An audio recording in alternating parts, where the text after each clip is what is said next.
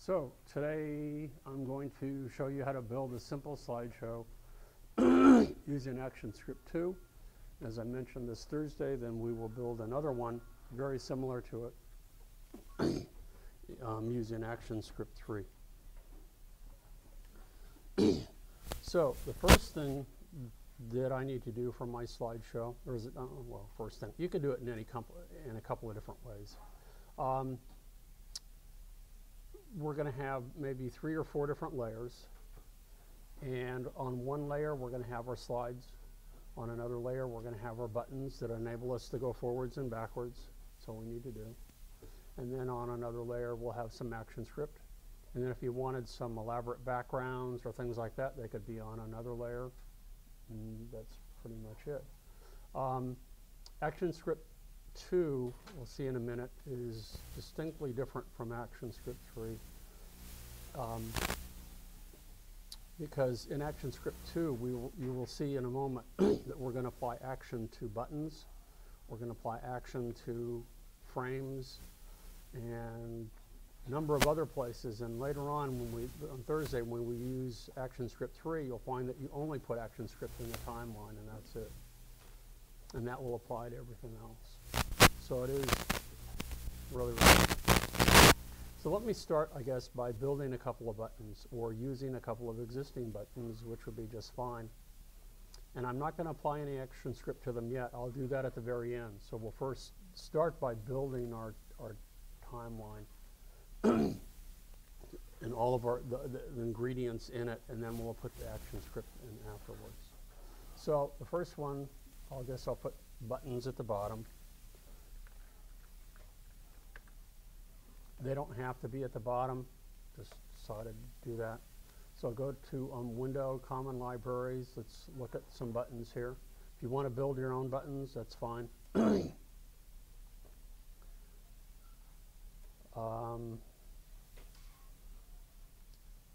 just going to look at some classic buttons here. I don't want the arcade buttons. I want the circle buttons. Where are those? There we go. Circle buttons. Okay, so this is a forward button, or that's a backwards button. That's really all we need for this particular piece. Okay. So what I can do is I can drag this one out. Little tiny button. You want to make it bigger, that's fine. We can make it smaller too. And then this one is the backwards button, and I'll put it over here. We can actually put these together if we want. And I will center these like so. Okay, so I have a backwards button and I have a forwards button. That's it. If you want additional buttons that tell it to jump to a particular frame or something like that, you can have as many buttons as you want. You can have a rewind button, fast forward buttons, all sorts of stuff. But this is just going to be a forwards button and a backwards button. You know what? I could have used the same button, and I could have just turned it around, rotated it 180 degrees. But, so I've added something to my library that I really don't need to do.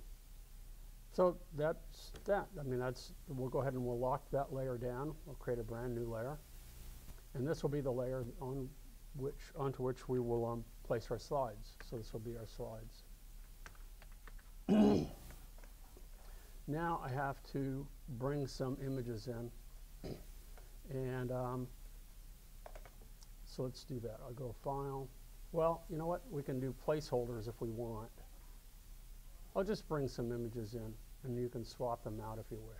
So I'll go to Import to Library. And I should have some on the desktop that I can use, just a couple. Don't need too many of them. You can build as many as you want. Now I had the ducky here. Come on. There we go. So I'll import to library that. If I had a whole folder of these prepared, it would probably be much easier. That we're all uniform in size. They don't necessarily have to be. Let's see. Can bring the camel in. That's a good one. It's taking a moment, and these are not going to be the right size. So I strongly recommend, though, what you do, since I'm clearly breaking one of my own rules, is that I would have, once I've laid this out in Flash, I would have a good idea of the size that I want for my slides. Or what I would do in Photoshop is I would build those slides that size and save them as JPEGs or PNGs and then import them. Because in Flash I can reduce the size of them. However, even when you do that, the file size remains the same. It doesn't change the file size. So if you bring them in as large images, even though you may reduce the physical size of it, the file size does not change. It remains what it was. So you can actually improve the file size a little bit by doing that, by doing a little bit more preparation. I'm going to bring in a Photoshop file. So I have one more. We'll have 4 of them. Let's go. Import to library. Have the Corvette. I have the camel. Let's bring in the sunflower. So now I have 4. Oh, come on, come on. Yeah, but I can't remember. I saved this. Convert to Flash layers. Yeah, Flash layer. No. I'm going to bypass this because I saved this in such a way that I don't want to bring it in different layers. I just don't, because I would normally flatten them in Photoshop unless I wanted to edit them for some reason in Flash, which would be unlikely, but I would. How about this one? This is a good one. We'll bring that one in. So we have 4 images in our library. And now it would be a good idea for me to open my library. And we'll see in here. Let's move the color palette. Oh, that's just the common library, so I don't need that one. Sorry about that. We'll go ahead and we'll close that. And this is my library, and I'll go ahead and I'll pull it off so we can see it.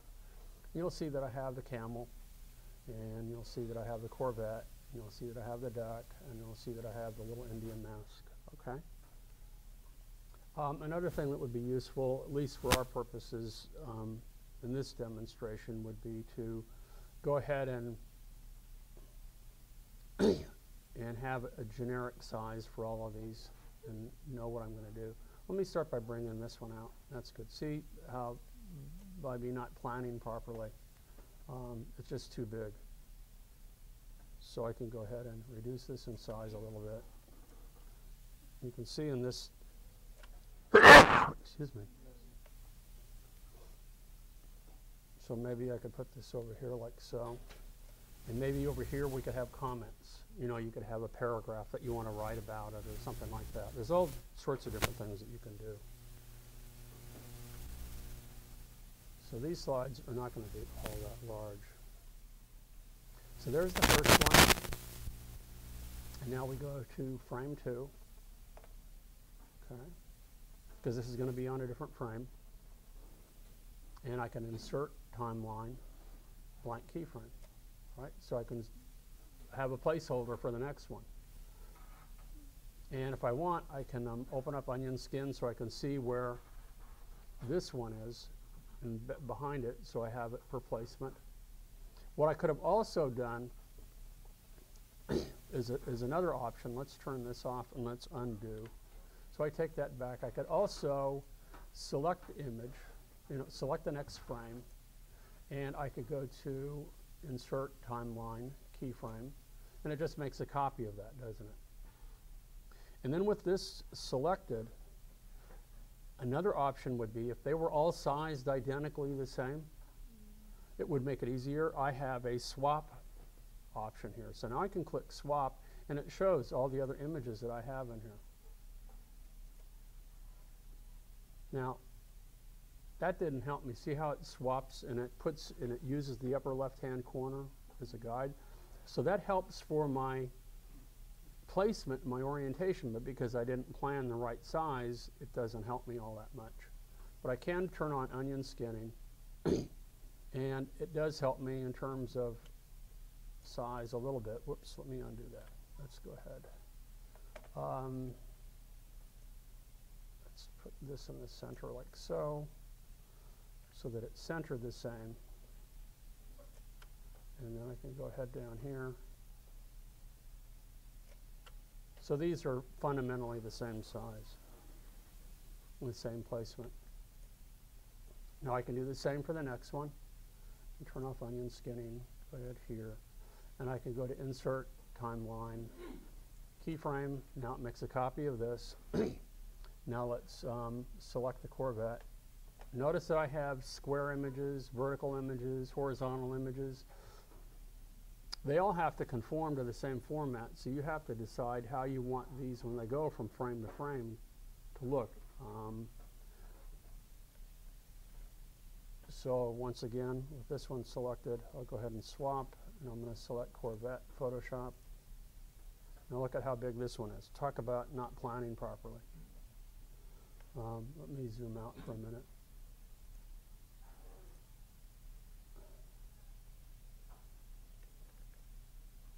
Oh, come on.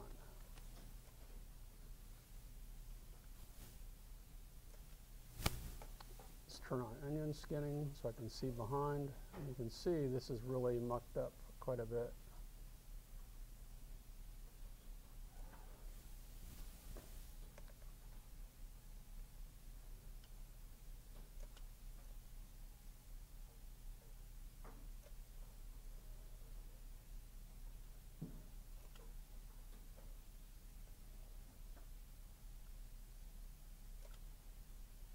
This is going to be a little bit different in size in order to have a reasonably decent size image.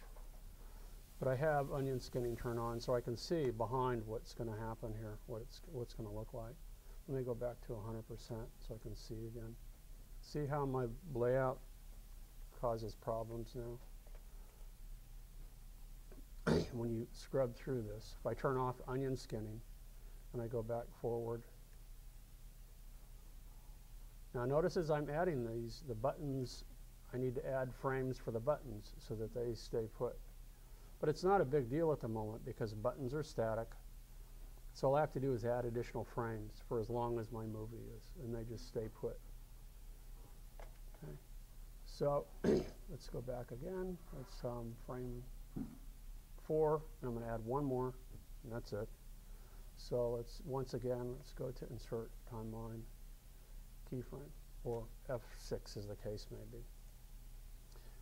And once again, select the image, and I'm going to swap image, and I should have one more. I have the bacterium camel. There we go. See, this is a teeny tiny one.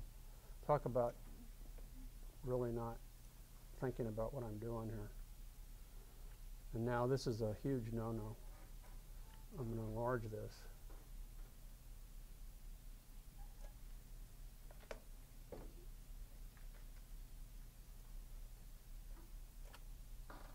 So, and it's going to become blurry and everything. Even though I can do this, it's not a good idea. This is something you just should not do. And even though it permits you to enlarge the image afterwards, if you discover that you have scanned an image that's too small, rescan it. Because there will be a distinct difference. This is, I don't know how well you can tell looking at here, but it is slightly blurry. It just doesn't hold up that well. But I have my images now. I have 4 images. They're not aligned really nice, but that's okay for right now. Because I just, more importantly, I want to show you how to add the interactivity, add the action script that makes this thing work. Okay, so I need to have my buttons on all of these frames as well. So if I click on the last frame and I hit F5, that allows me to add frames, and by doing that, notice that the buttons are in the same place. That's another good, and that element of design is that the interactive part you want to be in the same place all the time. Think about the buttons and the knobs and that sort of thing on your television set, on a radio, on a DVD player, on anything. They don't move, do they? So it doesn't matter where you place them, really. at first, but where you do place them is important first, because then from there on out they need to be in the same place, because there will be that expectation from the viewer, you know, when they go from frame to frame to frame, that it's identically in the same place. So that it just takes the first one to set up that expectation. Okay? So I have my buttons, I have my slides, I could have background images, meaning a background, a frame, I can have all sorts of stuff that I can add to make this thing fancier. But now I need to go ahead here, and I need to begin to add ActionScript. So I'm going to make this layer my action. And you can just put, I can't spell either. Oh, come on. T-I-O-N. You can just put an A, or you can put actions. I have not assigned labels. Maybe on Thursday I can do that, but typically the two layers that are at the very top will be your ActionScript and labels, and they can either be in the 1 or 2 position. Okay. So now if I go ahead and I attempt to play this thing, watch what happens. It just goes through the whole thing, doesn't it? That's what it should do, because I haven't applied any ActionScript to stop it, hold it in place, to pause it. Okay, it's just playing through. It's playing from frame 1 through frame 4 through frame 4. Can't talk either this morning. And then repeating again and again and again. So now what we're going to do is set up the interactive component. The first thing that we should do is apply a stop action to frame 1 of the timeline, so that it's sort of a misnomer. It doesn't stop the movie, it pauses it. Even though it says it's a stop action, it pauses the movie. It just stops it at that point in time. And that's the only place we need one right now. So I'll go ahead and I'll bring up the action panel. And you'll notice that since I'm using ActionScript 2, the ActionScript here is a little bit different. And you'll notice over here under timeline control, we first have global functions. And under global functions, we have timeline control, and that's really what we're doing at the moment. So if I double click or click on timeline control, I want to stop the timeline. We have, you'll notice some others: play, next scene, next frame, and go to and play, go to and stop. There's a whole bunch of these that were standard that we can apply to our buttons, to whatever, and it will allow us to jump around now in the timeline. Instead of playing 1 through 4, I can go from, 1 to 4 to back to 2 to however I want to set this up. We are going to go linearly, but it is going to stop, and then I will add some other buttons that will enable us to jump around, and I'll show you how to do that. Okay? So the first thing that I need to do is add my stop button. And notice how it nicely just adds the ActionScript. Now, it doesn't do this for really complicated actions, but for basic actions, it gets you started, which was really nice with ActionScript 1 and 2. It doesn't do that anymore with ActionScript 3. So you have to sort of know what you're doing. So now when I play it, it does just what I expected it to do. It doesn't play, it stops. It is playing, but I have a stop action, so it stops. Now I am able to apply ActionScript to my buttons, because the buttons now are going to allow me to move around in the timeline. Okay? And even if these were the same button, just separate instances of these, I can apply ActionScript to separate instances of each of these, and that's what I'm going to do. All right? So now I'm going to go ahead and lock the action layer and my slide layer, and I only have my button layer available. So this is what I want to do. I have my forward button, and since each of these slides are all in a row, the best one to use would be to go to next frame. And next frame, implied in that, means to go to the next frame and stop. There's also you can go to next frame or go to the next frame and play, but the ActionScript that they have applied that's built in assumes that when you go to the next frame, you just want to go there and stop. But because we're applying the ActionScript to a button, there's additional ActionScript that needs to be applied to that triggers the button. It lets you know that this is what you want to use. Now, typically with buttons, it can be on press, it can be on mouse over, there's any number of things that you can do on drag over, on drag out, that will trigger the button, just like a light switch, because that's what we're using with a button. The most common one, though, is on release. So it's not when you click the button, it's when you release the button that when it works. Okay, so there are a bunch of others, and you'll see how that happens. Now watch, I'm going to type in on, and I put in my parentheses, and notice what happens. It pops up. It gives me all the options that I can have, and I can have multiple options if I want. I don't need to have just one. See what I said? You can have on press, on release out, on rollover, on roll out, on drag over, on drag out, on key press. And you can put whatever key that you want to have there. When you press key 1, it affects it. When it, press the question mark key or whatever, then it will function. Well, I want on release. So now it adds that bit of ActionScript. Now I put the end, the quote, and now I have to remember what I put, and I've just forgotten.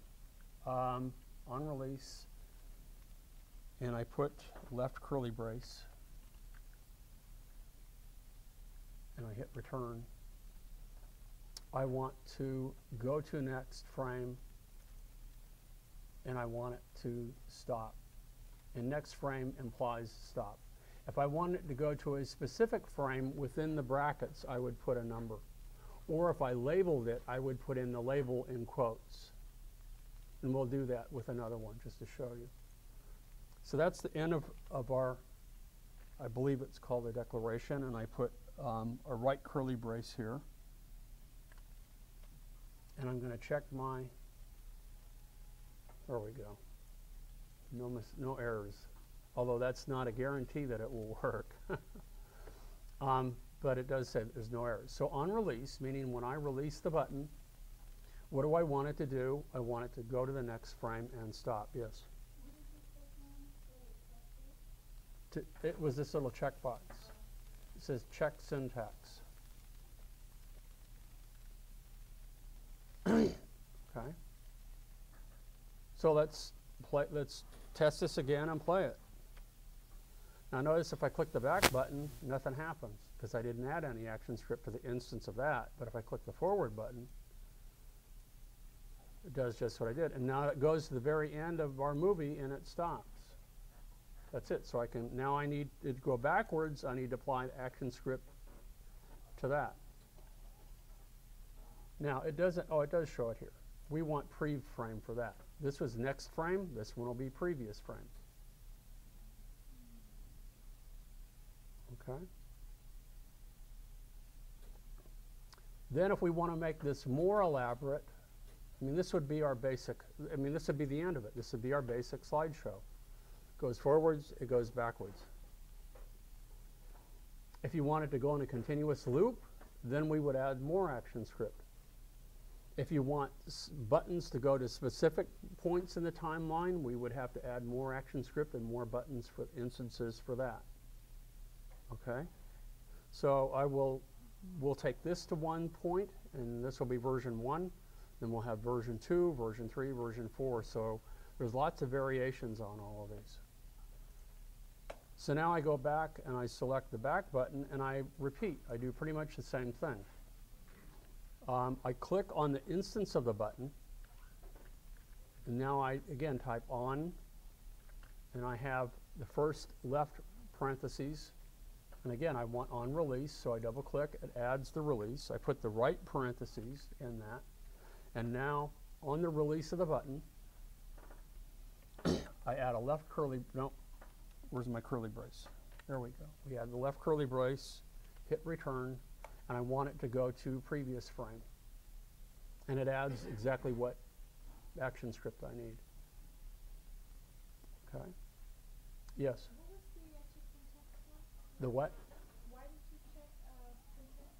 Make sure that I got it right, because I wasn't sure at the moment whether I needed the curly brace here, and I do.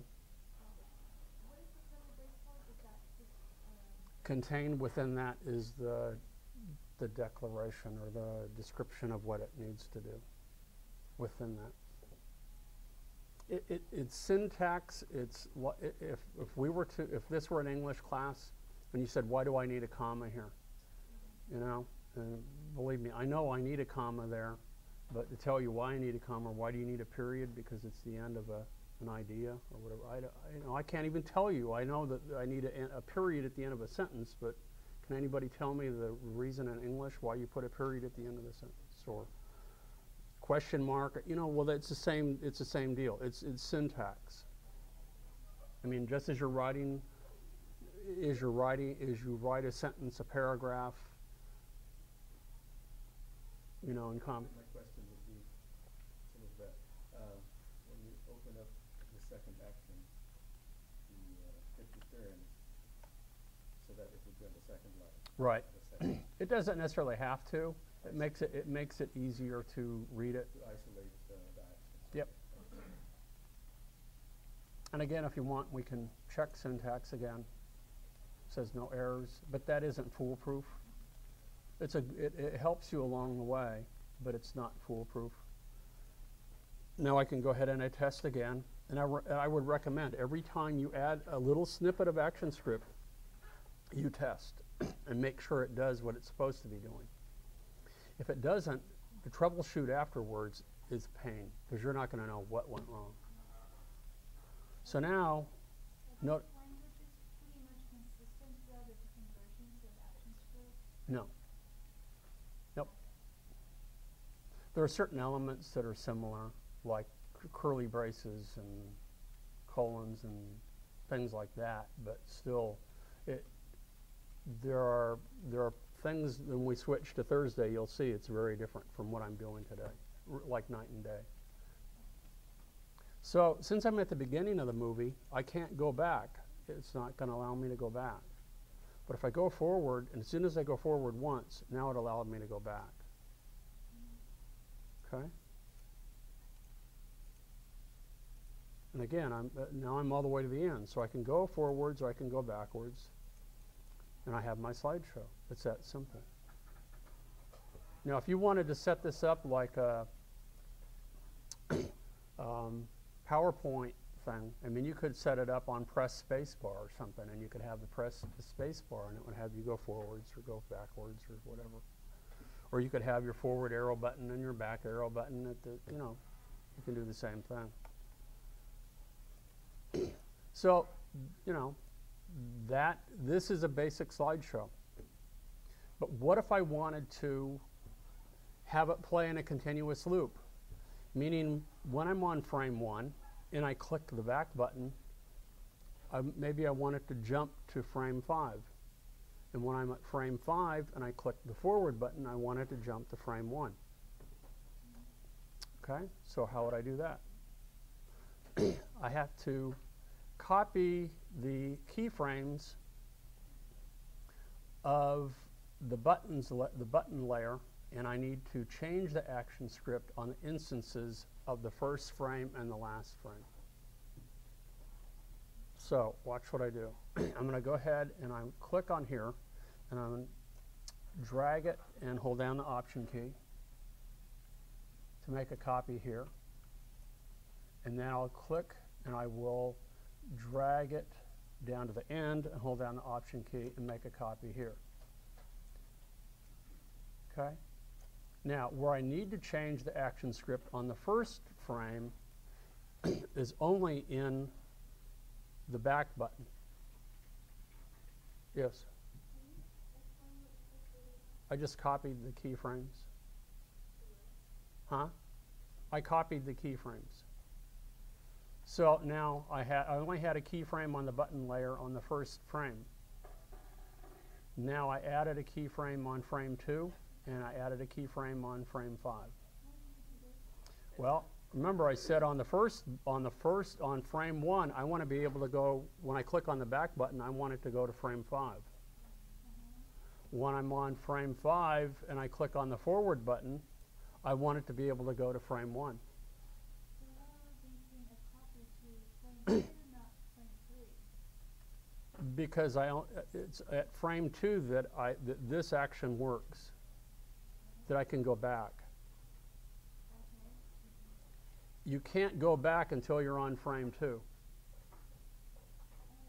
right? You can go forward on frame 1, but you can't go back until you're on frame 2. So this action script doesn't work until, for what I want to do, until we're on frame 2. If I go back to frame 1, the forward button works, but the back button doesn't work, so I need to change the action script for it.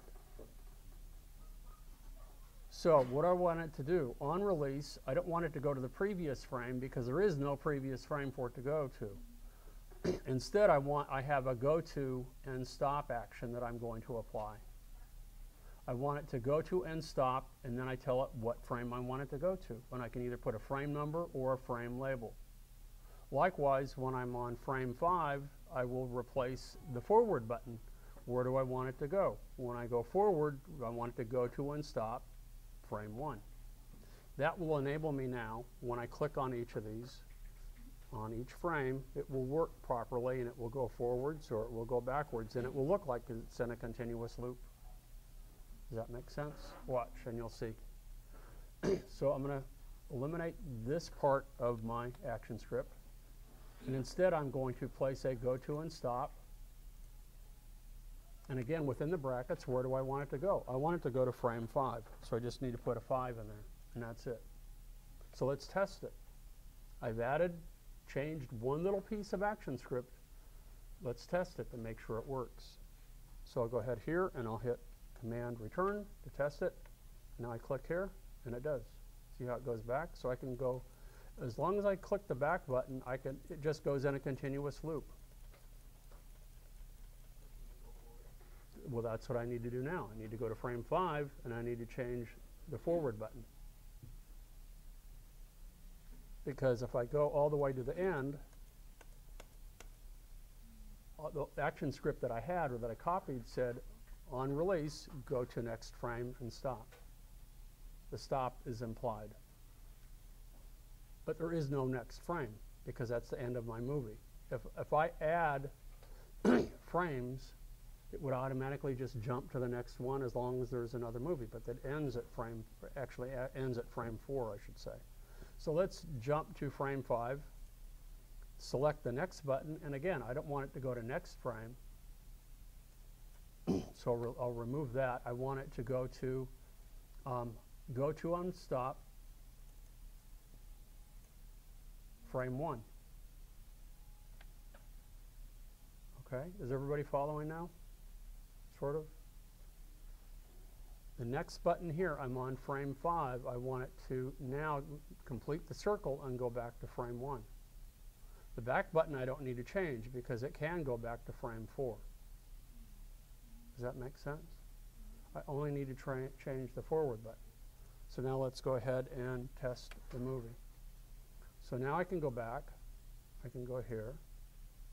Or let's go back, and I can go from frame 5 now. I can go forward, and it takes me there.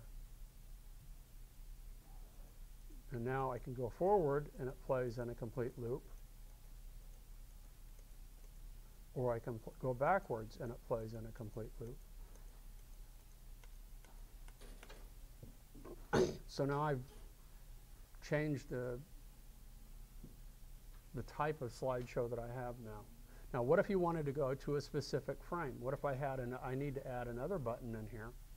And I mean, I could conceivably have 4 buttons in here.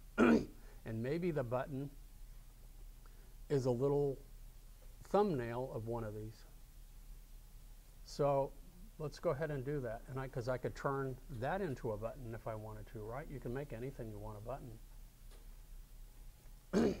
So let's close the action script. Let's close the this button here. Let's bring up our library. And let's go ahead and I'm going to bring in the duck image, okay? And I'm going to shrink it down. This is not an advisable way to work. I would probably bring in a separate one. And I'm going to turn this into a button. Okay, how do I turn it into a button? You select it and you say modify, convert to symbol. And we'll call it duck button.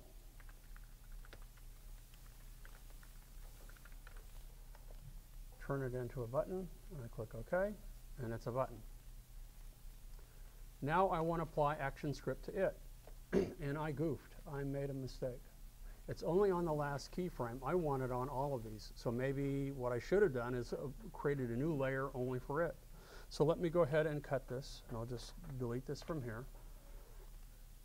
And I'm going to create a brand new layer, and I'm going to put it at the bottom just for the heck of it, and I'll call it duck button. Or duck B for duck button,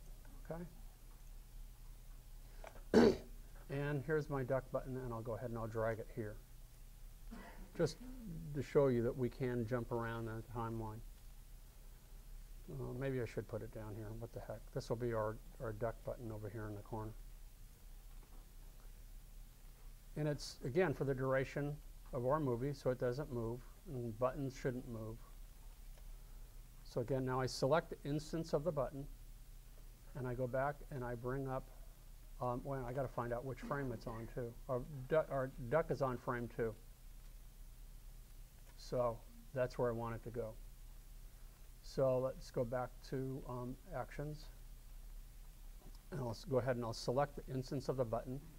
Another thing that you should, in ActionScript 1 and 2, what you should pay attention to when you're in the action panel, when you're in ActionScript, it will tell you to what you're applying actions to, and you'll see that it's actually we're applying it to a button. If I were to select the frame, you know it says ActionScript or Actions Frame. It tells you what you're applying it to. If we had a movie clip, it would tell you you're applying it to a movie clip.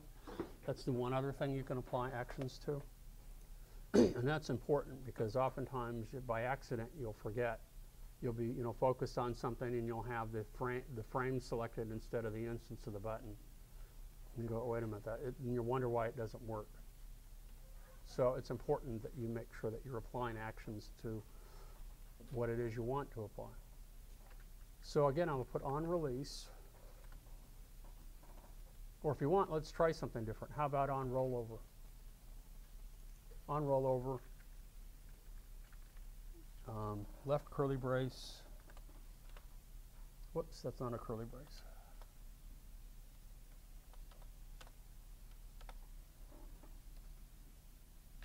There we go. On rollover, what do I want it to do? Go to and stop. Frame 2. So just double click on here, go to and stop, and then inside frame 2. Then I hit return, and I put my right curly brace to end this declaration. I think that's what it's called, a declaration. Okay, check the ActionScript. It says no errors. Then we go back and we test it, and we make sure that it works. So I'm going through here. Okay, there's the camel, but let's go ahead and see how I roll over there. Rolled over it and it jumped back to that frame and stopped.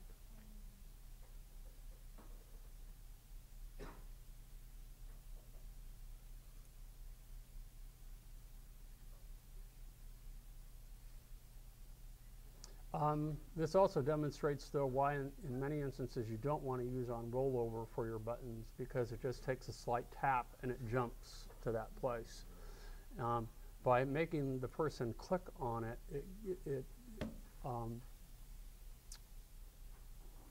the end user has to exhibit some real intention in order to, this is what I want to do. So the best is to just push On release, right? Now on each of these I could have a description You know, you can have other things here. You can do whatever you want for the remainder of this. Or this could fill up the entire top up here. Doesn't matter.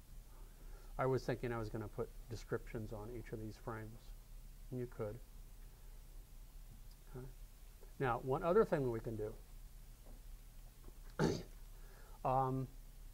in ActionScript 1 and 2 from here is that we can bring in movie clips and we can control the movie clips with buttons.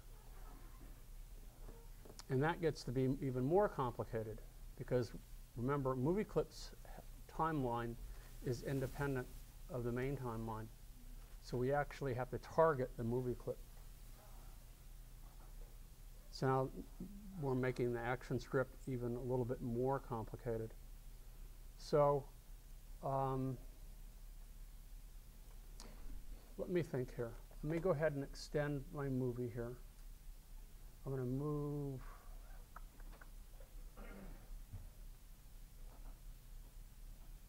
What am I going to do here? Oh, I know what I can do.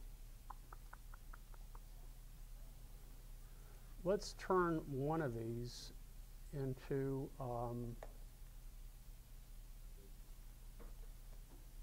no, I should do something separate or it's going to mess everybody up. It'll mess me up. There we go. So let me go ahead and save this as ActionScript 2. So this is Action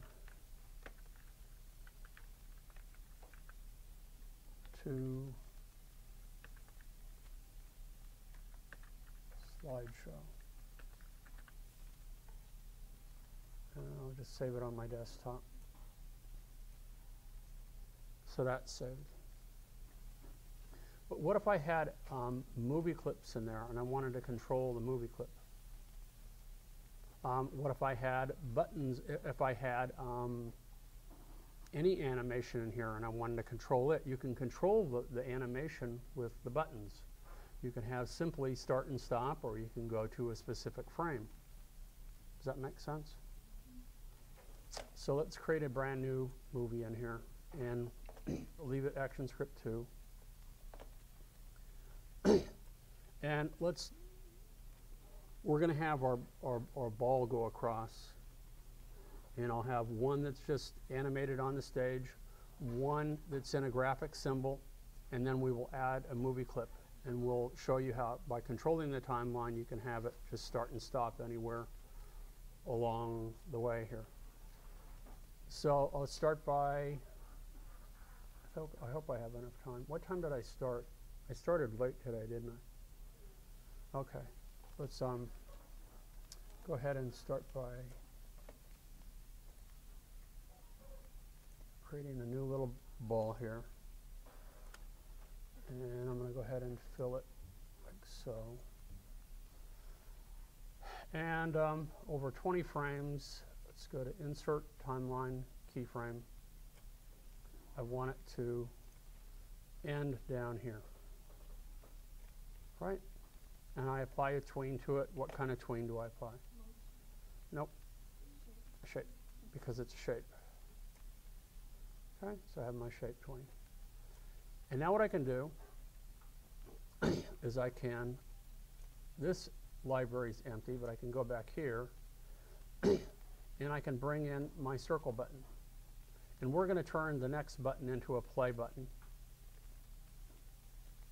Like so. So this will be our play button. And actually we should go back to our common libraries and we can bring in a stop button. So one will play, one will stop. Let's go ahead and bring in libraries. Where was it? Common libraries, buttons. We'll bring that back up.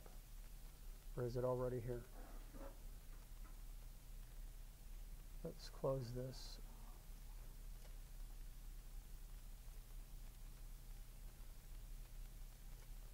There it is. It was already up all along. Let's go ahead here. No, it isn't. Come on. There we go. Okay. These are our classic buttons. Here's our stop button right here. So I'll drag this one out like so. So this will be our stop button. This will be our play button. Actually, you know what? Let's go back here. Here's our play button. There's our stop button. So I'm using slightly different buttons here. One will be play, one will be stop button. Okay. And notice that I have a broken tween.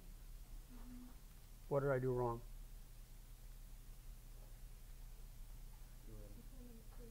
Yeah, I have by putting my buttons on the same layer. I have to put them on a separate layer. So I'll take these and I'll cut. Now it fixes it. I'll go ahead and add a new layer. I like the buttons on the bottom instead. So I'll put buttons.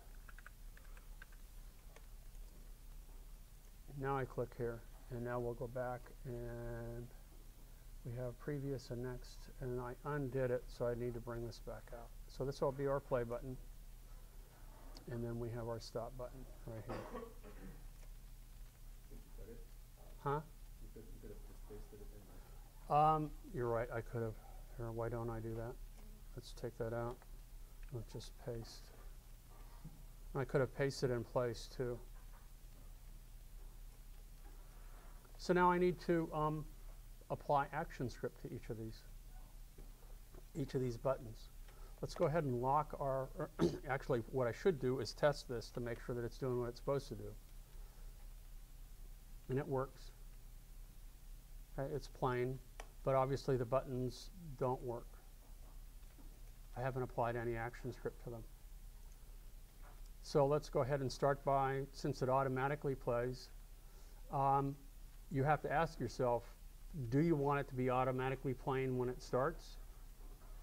Or do you want it to be stopped when it starts? If you want it to stop when it starts, you need to add another layer, make it an action layer, and add your stop action. Do you want it to stop at the end so that it only plays once? Do you want it to play in a loop? You know, what do you want it to do? So let's go ahead and have it stop from the start. But then afterwards, when it goes to the very end, we'll have it play in a loop. So how do we do that? We know how to stop it. So let's go ahead and add a new layer. And we'll add our ActionScript. So I need to bring actions back up. And all we need to do here in frame 1 is add a stop action. That's all we need to do. Now at the very end, when it goes to the end, what do I want it to do? Do I want it to stop? I want it to continue playing, don't I? And it will play. It will go from here, but it will go back to frame 1, won't it? Where it will tell it to stop. So how do I get it to bypass that? What I want it to do here, and I need to add, in order to apply ActionScript to a frame, I need a keyframe. So I'll insert timeline, blank keyframe. What I want it to do is to go to and stop, or go to and play the next one. I want it to play. So I'm going to go ahead and double click here, go to and play. Where do I want it to go? If I tell it to go to frame 1, it just goes to and it stops it. I'll go ahead and go to and play frame 2. So it bypasses now frame 1. Well, let's test this and see if I go ahead, and we really can't do much at the moment, because if I test this, it stops. There's no way for me, I don't have any ActionScript applied to the buttons yet to test the end part. So I have to now, I don't know if this last one is going to work yet until I have ActionScript applied to the buttons. So let's start by adding ActionScript to our play button. Let's go ahead and lock the other layers, just so I don't accidentally goof them up. So we'll go ahead and on release.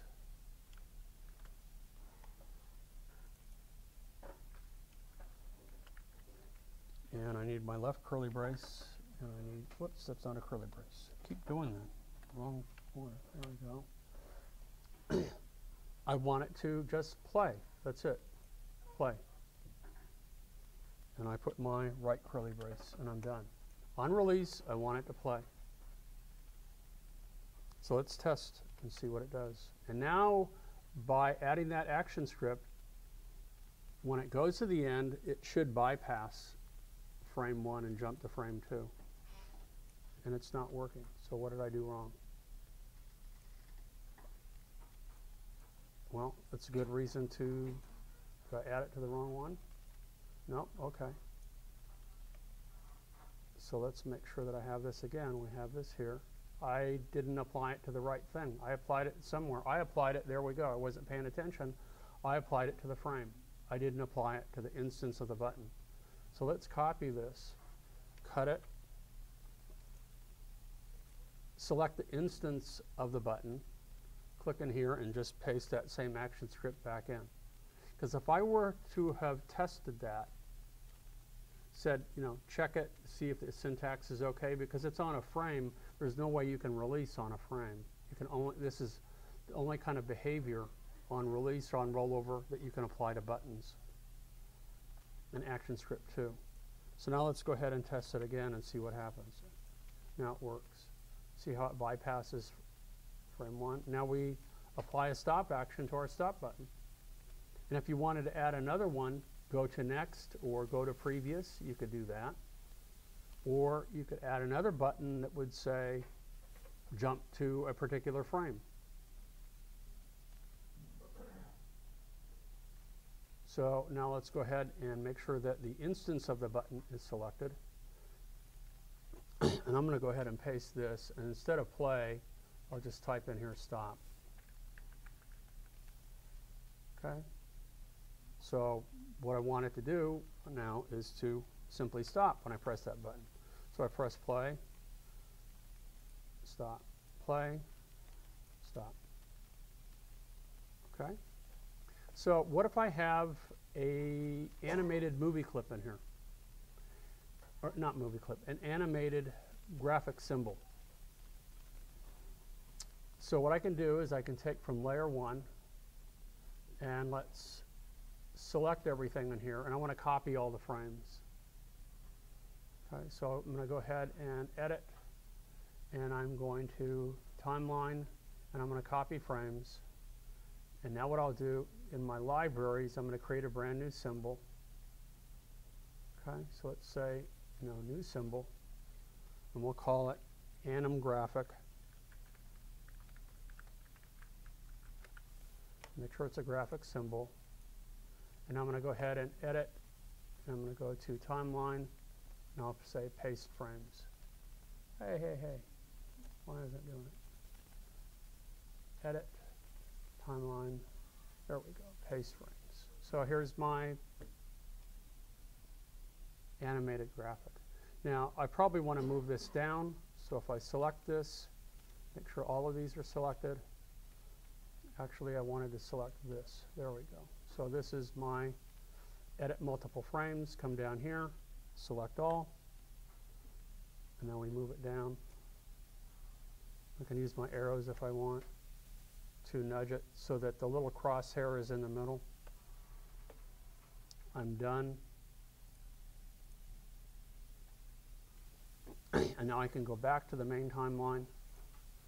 And now what I can do is, whoops, wrong movie. There we go. Go back to the main timeline. Let's go ahead and add another layer, and this will be anim graphic.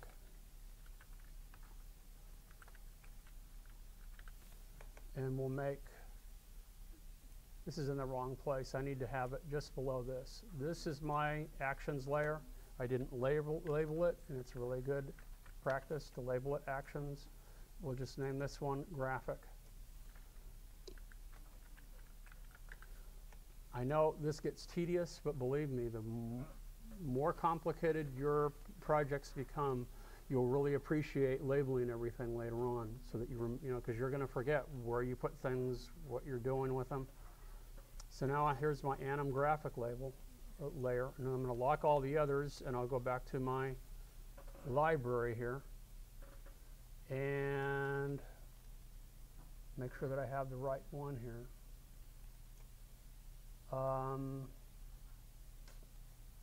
You know what? Where did I save it? Did I save? Let's go back here. See, I'm forgetting my.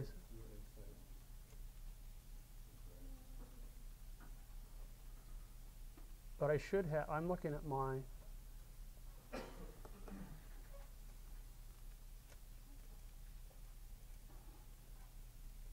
why don't I have my graphic symbol in here? You were inside the animated graphic. I was inside the animated graphic?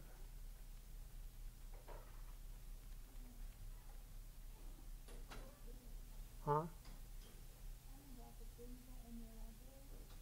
Yeah, that's what I'm looking at. It should be in my library. I thought I created a library item. Did I have the right thing selected?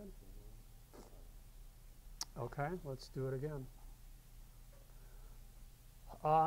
Let's select. No. Well, there should be a history. I could go back. Properties. Yeah.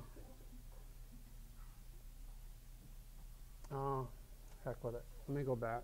Let me select this layer. Edit timeline, copy frames. Okay. Now inside here, let's go ahead and create a new symbol, graphic symbol. And I want it to be, what did I say, anim graphic. Okay. Click OK. Now we click here, and I go to Edit Timeline, Paste Frames. So I'm inside anim graphic. That's good. And here it is here. See, now it's showing up. Why it didn't before? Maybe I don't know. Not maybe I goofed. I don't know what. Recall what I did. Now let's go ahead and edit multiple frames so that I can move this a little. Oops. So I can move all of this a little bit. Select all. Move this down like so.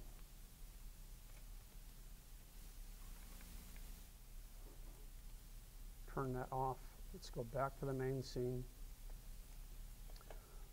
Let's lock the graphic layer, unlock anim graphic, select here, and we'll go ahead and I can now drag this out. Okay? Like so.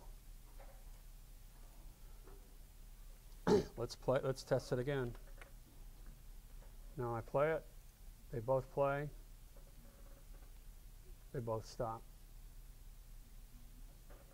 Now, the only advantage to doing it this way, to having your animation built into your graphic, is that I only need one keyframe and I just need populated frames for the remainder.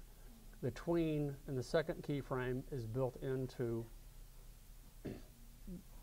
inside it. I don't have it on my main timeline. For a small project, it really doesn't matter. The next step, though, will be to now have a movie clip and how to control it. Okay, so if you have a movie clip, the difference will be that the movie clip's timeline is independent of the main timeline, so I will need a separate set of buttons to control it. Because for the animated graphic, remember that even though there's animation inside it and it has its own timeline, the timeline inside a graphic symbol is linked to the main timeline. That's why it works. So once again, let me, I'm going to select all of these. I'm going to lock this one, select all these frames again to do the same thing. I'm going to go to Edit, Timeline, Copy Frames. And then I'm going to go ahead and lock it, and I'm going to create a brand new symbol. So let's go ahead, and here I am in my Untitled Project 2. We'll create a new symbol, but this time it will be a movie clip, so I'll name this one Anim MC for movie clip. Click OK. Now I'm inside it, and I click on the timeline, and I go to Edit, Timeline, and I'll go ahead and I'll paste frames. And just as it looks identical to what I had before inside the graphic symbol, but I'm inside a movie clip now, and the behaviors of movie clips are different. So I'll go ahead and, as I did before, I want to make sure that I have all of my frames selected, so I can move this down like so.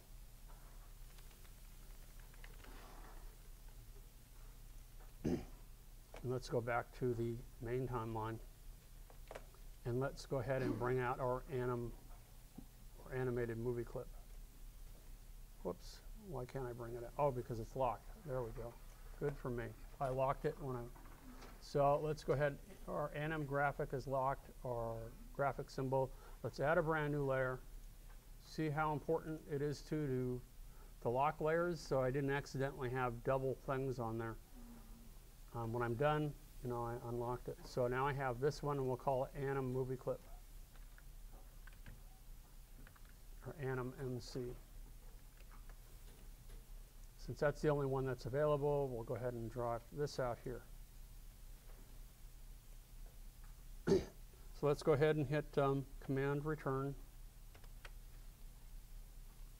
The movie clip's timeline is independent. If I want it to stop from the get-go, I would have a stop. I would have to put a stop action script inside the timeline of the movie clip so that it doesn't play. Yes? That would be also for movie clips, I mean, from like the camera like that? No. No? Okay. Different set. Actually, what we've used so far are more, they're similar to the symbols that we have here. And actually, there's lots of templates, and I really would like to get to that next week to show you how to import your own movies and apply them and save them as Flash movies. And there's all kinds of neat frames that you can add to them that have it all built in. Fast forward, to play, rewind, all that stuff. I mean, there's no point in making your own. They have a bunch of really beautiful templates that are really nice. So how do we control the movie clip? Okay. We need to bring in a separate set of buttons, and we need to apply a separate movie clip. We can go ahead and lock this layer down. I can unlock this one. I can use separate instances of the stop and play. That's okay, because I will be applying ActionScript to a different instance. You'd have to label this, you know, stop and play for a movie clip or something. You'd have to label it differently. If you wanted it built in, stop movie clip, this would have to be a different button. Does that make sense? Let me show you. If I wanted this to say stop MC for stop movie clip, if I change this inside here where it says stop in here, it would change it for the other ones as well. Remember, when you change the contents of a library item, it changes it for all of the instances where it's been used. That's not what I want to do. Because I want a separate set of buttons. What I'll do is I'll take this button and I'll come up here and I'll say duplicate, or duplicate, and we'll call it stop MC. Okay, and I still want it to be a button, so now I have my separate button now for my movie clip. But instead of just stop, what I will do now is I'll go inside it, and where we have this, where it says stop, I'll put stop MC.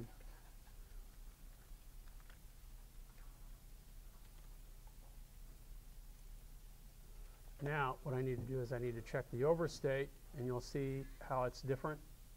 How, if I want to add in here,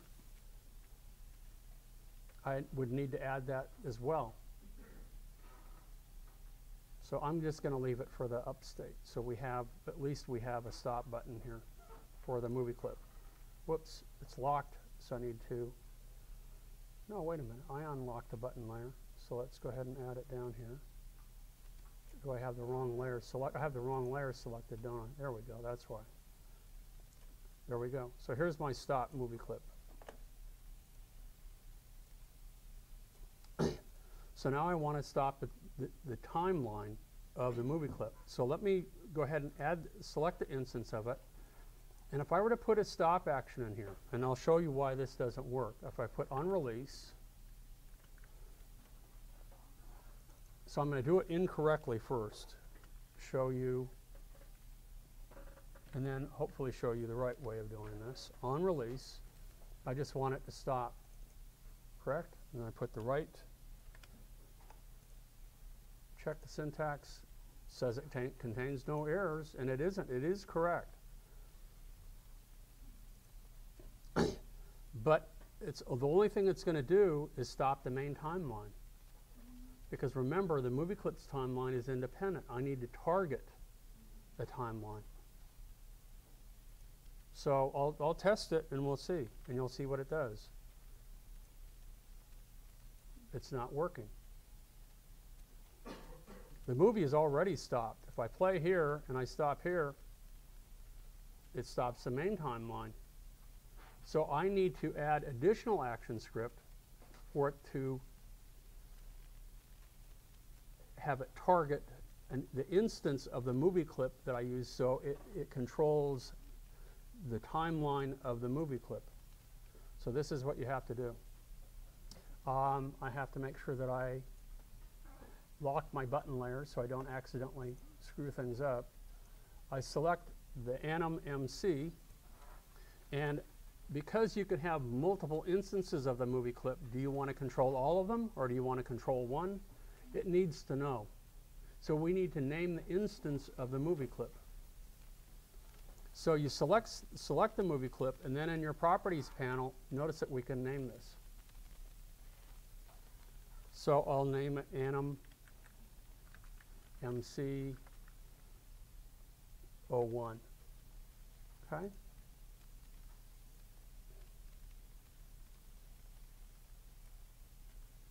So now that's named, so now I can target that specific movie clip. So now we'll select this button. Now I got to lock this down. Let's go back to my button layer, and let's select this. And now what I want to do is on release, this is what I'm going to do. Notice that there's a little target here. It says insert a target path. And I want it to go to and stop, but you'll see I want it to stop the Anim movie clip 01. This is the target that I want it to be affected. So on release, this Anim MC01, what do I want it to do? I want it to stop. So now I go ahead and actually have to put a dot, and then I put stop.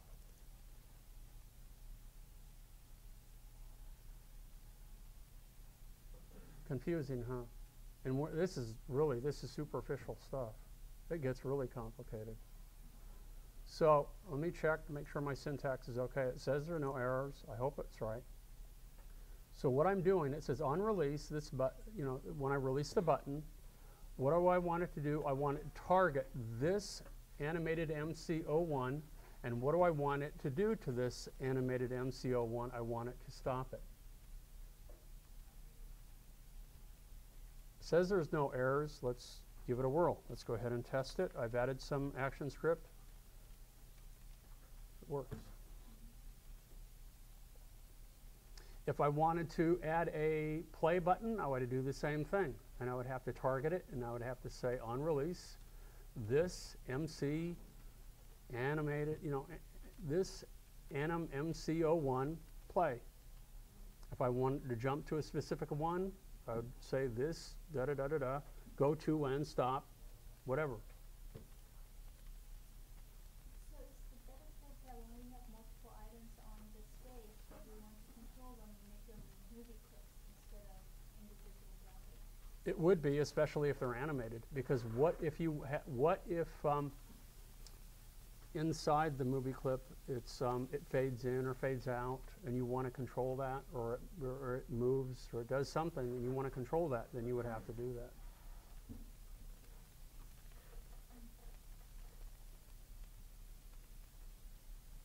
So this, in a nutshell, is how you control movie clip. Now, some of these, I could go back.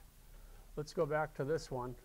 I don't know how much time I have. Let me check real quick, because this might, if I'm running out of time, this would be better left for another day, since I've added enough.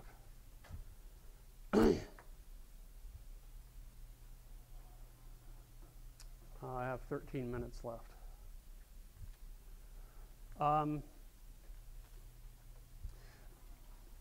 If you want to create in the older version, since I'm still using CS3, what if you wanted to create the illusion of a transition? You know, where something fades in or it does whatever. Well, we can do that with each of these. I could come back to each of these slides. Let's make sure I lock down my other layers, and I have my slide layer unlocked.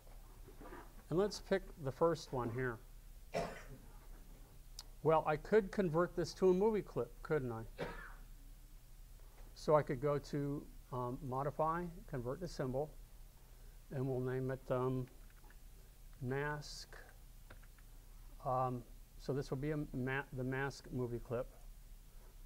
Now, inside the movie clip, I could have it animated, and I could have it fade in. But what I might have to do is that once it's inside the movie clip, I might have to convert it to a symbol again to be able to change the alpha over time. Okay, so if I go inside the movie clip, I'm inside it, correct? What do I want it to do? In 2 seconds, I want it to fade in. Or we'll just do it let's just do it 1 second. I want it to fade in over time. For this to fade in over time, this is just a bitmap graphic. You can't affect the alpha. So while I'm inside the container, this is still a bitmap graphic. So let's convert it to a symbol again. I can make it either a movie clip or I can make it a graphic symbol. To distinguish between the two, I'm just going to make it a graphic symbol. So I'll modify, convert to symbol, and we'll call it, let's make it graphic. Make sure, and we'll call it mask. So I can name it the same as the other because it's a different kind of symbol. Oh, no, it won't. Never mind. I lied. Mask graphic. There we go. So now I can have this fade in over time. This is how I want it to look at the end. So let's copy this and drag it down and hold down the Option key to frame 40. And the first frame, I want this to come in and I want to change the alpha of it to maybe 10%, right? 9%, 10%. And now I apply a tween. And what kind of tween do I apply? Motion. Okay. Now, there's one more thing that we need to do. Let me go back to the scene and I'll show you what's going to happen in here. Can anybody predict what's going to happen?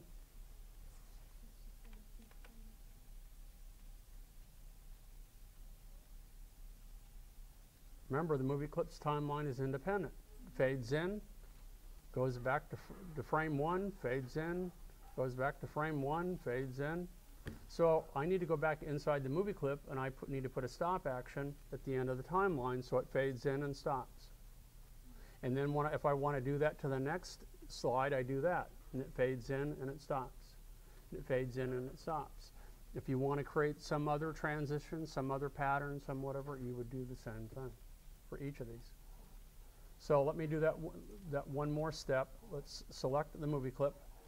Let's go inside it. Let's add a layer. Good practice. This will be our actions layer. Just name it A. Simplify it. Let's go down to the very end and I'll copy this keyframe at the very end.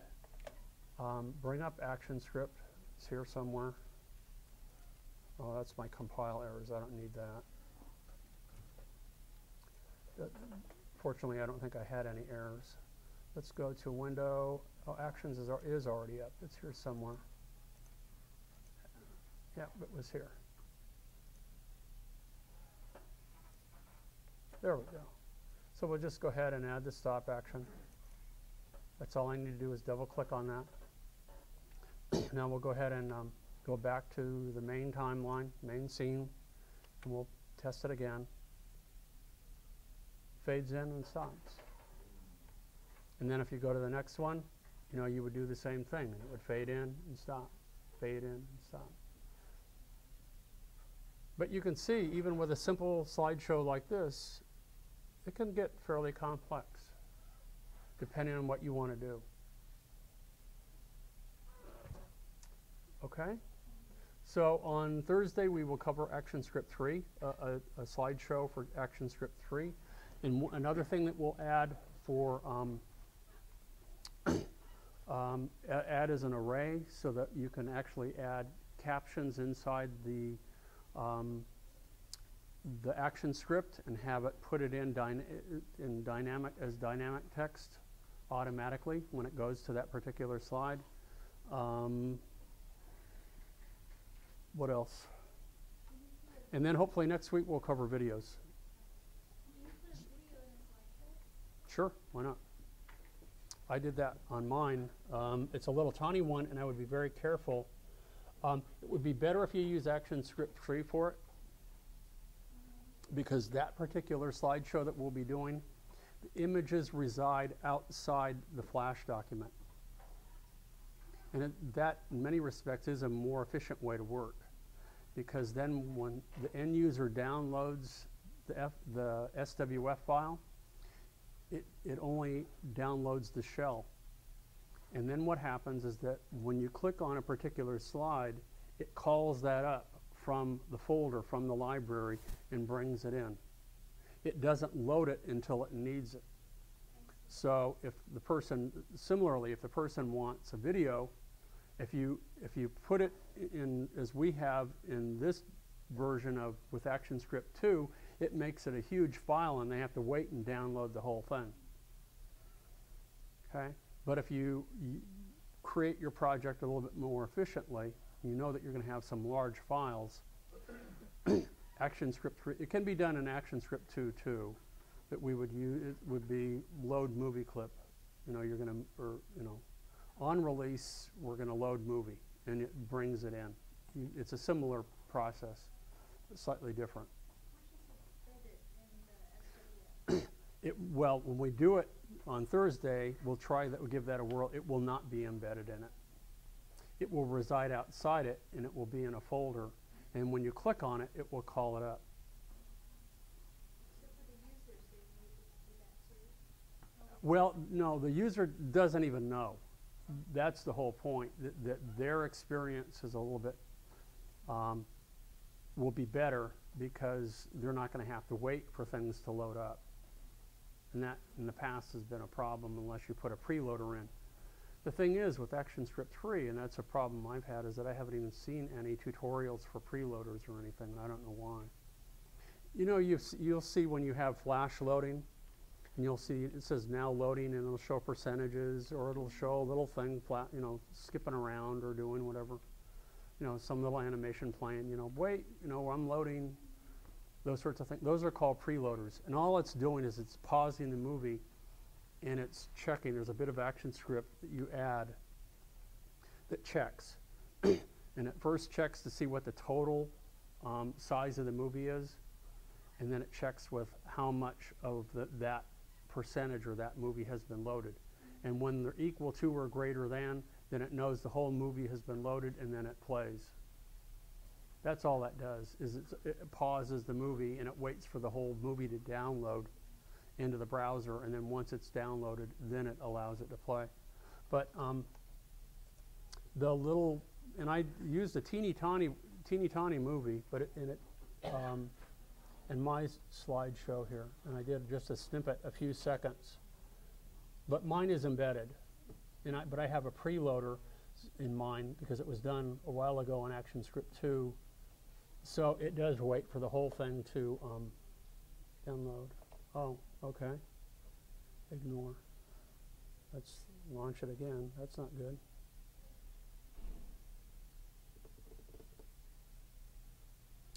Okay.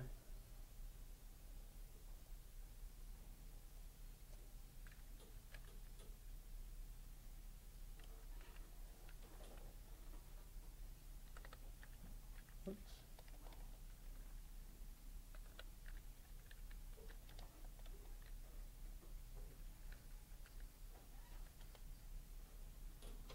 So if you go to my personal website, it seems that the internet is a little bit slow.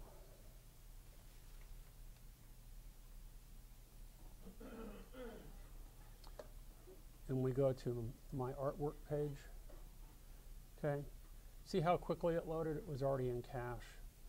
But if you go to the very end, I have a little movie in here with a play and a stop button. It's a little video, a QuickTime movie.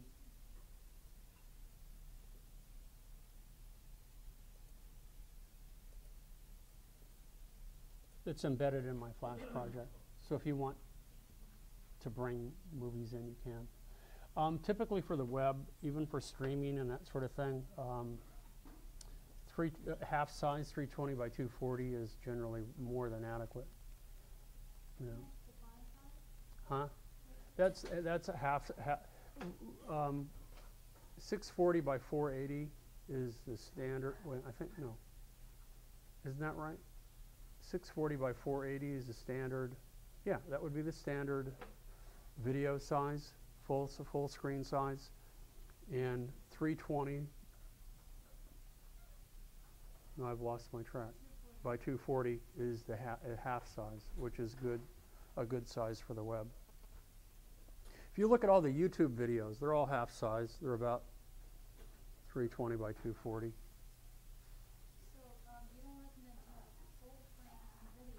Nope, not unless you have streaming and you have really set up your video properly so it will handle it for slow connections.